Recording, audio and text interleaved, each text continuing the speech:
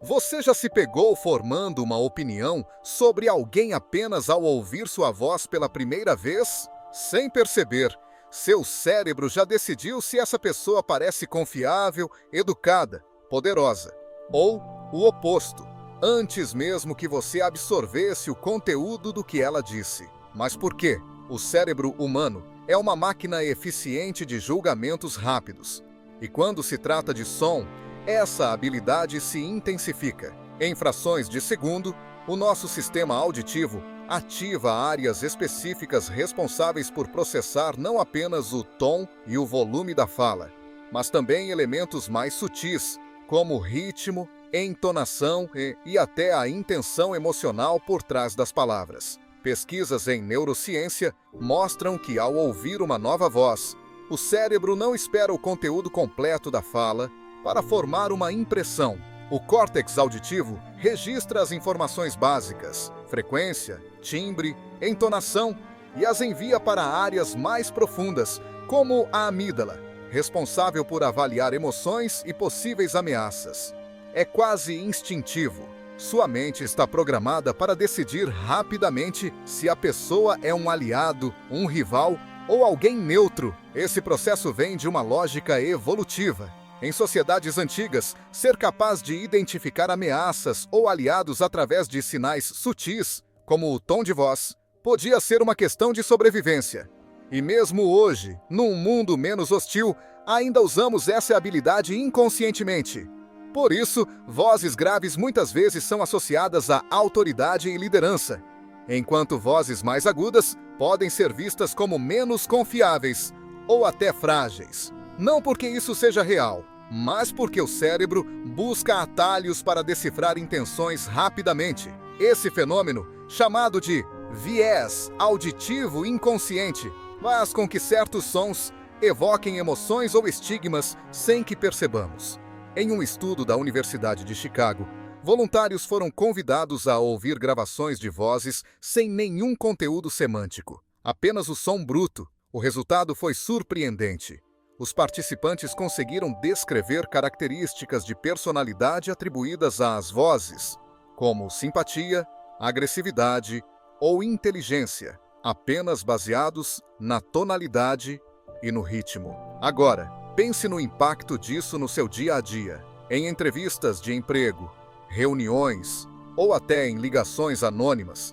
Esses julgamentos automáticos acontecem sem que percebamos, e muitas vezes eles são influenciados por estereótipos culturais ou preconceitos sociais. Mas isso levanta uma questão intrigante. Será que o simples som de um sotaque ou o ritmo da fala podem ativar preconceitos profundos em nosso subconsciente? Talvez a resposta revele muito mais sobre nós do que imaginamos. Se a voz pode despertar julgamentos em milésimos de segundo, imagine o impacto que algo mais marcante, como um sotaque, pode ter. Sem perceber, muitas vezes associamos traços de personalidade, inteligência ou até status social apenas pelo som da fala. Mas de onde vêm esses preconceitos? E por que certos sotaques parecem ser mais aceitos do que outros? A ciência tem uma resposta simples, mas desconfortável. O cérebro humano adora categorizar. Ele busca padrões para economizar energia cognitiva, criando atalhos mentais para tomar decisões rápidas. O problema é que esses atalhos frequentemente se transformam em estereótipos. Pesquisas em psicologia social mostram que sotaques funcionam como marcadores identitários profundos. Em diversos estudos, participantes foram convidados a ouvir falas idênticas pronunciadas com diferentes sotaques. O resultado? Quase sempre, os ouvintes atribuíram traços positivos a sotaques socialmente valorizados, associando-os à inteligência, confiança e educação, enquanto sotaques menos prestigiados foram ligados a ideias de ignorância ou agressividade. Esse fenômeno não é isolado. Em ambientes profissionais, por exemplo, o sotaque pode ser um fator determinante em entrevistas de emprego. Em um experimento realizado na Universidade de Chicago, candidatos com sotaques regionais considerados menos cultos foram julgados como menos competentes, mesmo apresentando o mesmo currículo de outros candidatos. E o mais intrigante, em muitos casos, Nem mesmo os avaliadores percebiam que estavam sendo influenciados pela voz. Mas o viés não se limita ao mundo corporativo. Em tribunais, pesquisas indicam que o sotaque do réu pode influenciar jurados na hora de tomar decisões, mesmo em julgamentos que deveriam ser imparciais. Em um caso notório na Inglaterra, um estudo descobriu que jurados mostravam maior desconfiança por réus que falavam com sotaques considerados de classes mais baixas, mesmo diante das mesmas evidências. E não para por aí. Esses preconceitos linguísticos se manifestam em interações cotidianas. Aquela pessoa que você ouviu na fila do supermercado, o atendente do call center, ou até o colega da faculdade que fala diferente. Em segundos, seu cérebro já fez suposições, mesmo que você nunca tenha parado para refletir sobre isso. Mas há um custo emocional para quem carrega esses sotaques marcados. Muitos tentam suavizar ou esconder seu modo de falar para se encaixar em ambientes onde certos padrões linguísticos são valorizados. Essa prática, conhecida como code switching, é comum entre pessoas de minorias linguísticas que adaptam sua fala dependendo do contexto, mas isso pode gerar estresse e desconexão com sua própria identidade. Agora, pense nisso. Se julgamos inconscientemente alguém pela voz ou pelo sotaque, até que ponto nossas interações diárias são justas? E mais, será que conseguimos realmente superar esses vieses? E se os sons que rejeitamos dizem mais sobre nossos próprios preconceitos do que sobre quem está falando? Você já ouviu a frase: a primeira impressão é a que fica. E quando se trata do som da voz, essa ideia carrega um peso ainda maior. Estudos mostram que o cérebro leva apenas 250 milissegundos para formar uma opinião inicial sobre alguém após ouvir sua voz. É um julgamento quase automático, enraizado em séculos de evolução.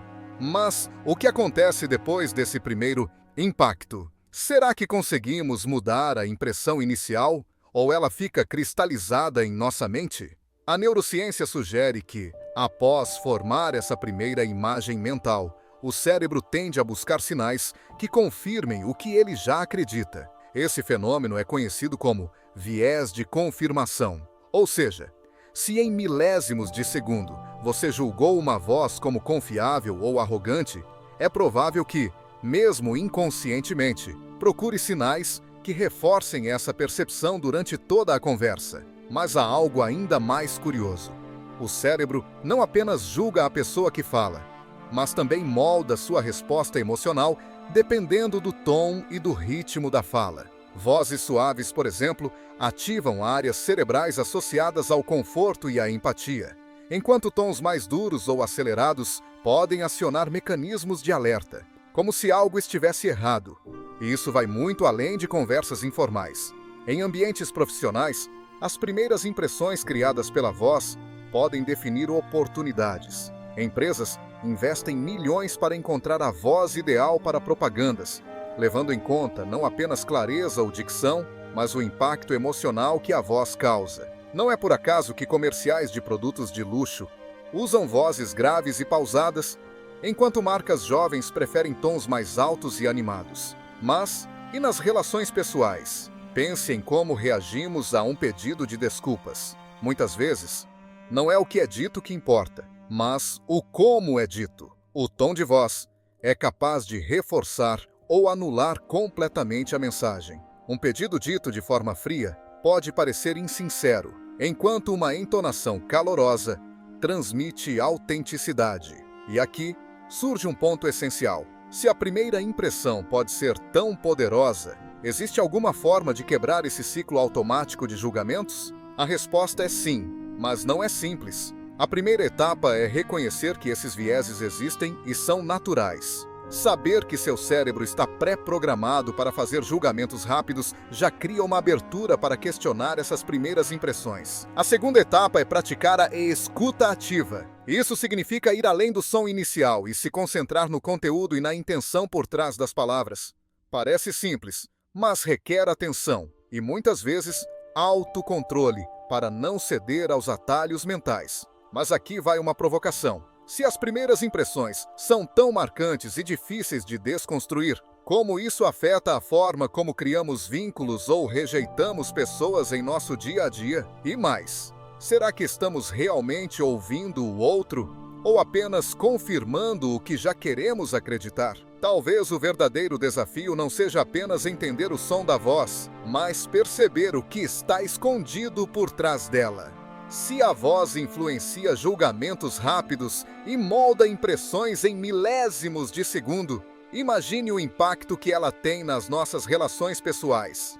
Desde amizades e romances até ambientes profissionais, a forma como falamos e o tom que escolhemos pode aproximar, afastar ou até transformar completamente a maneira como somos percebidos. Mas o mais interessante é que muitas vezes não prestamos atenção ao poder que o som carrega. Pense em uma conversa simples. Quantas vezes você se concentrou mais no tom do que nas palavras ditas? A ciência confirma que fazemos isso o tempo todo. Estudos em psicologia da comunicação mostram que o tom de voz representa até 38% da força de uma mensagem, enquanto as palavras respondem por apenas 7%. O restante? Linguagem corporal e expressões faciais. Ou seja, quando alguém diz "estou bem" em um tom seco ou hesitante, seu cérebro capta imediatamente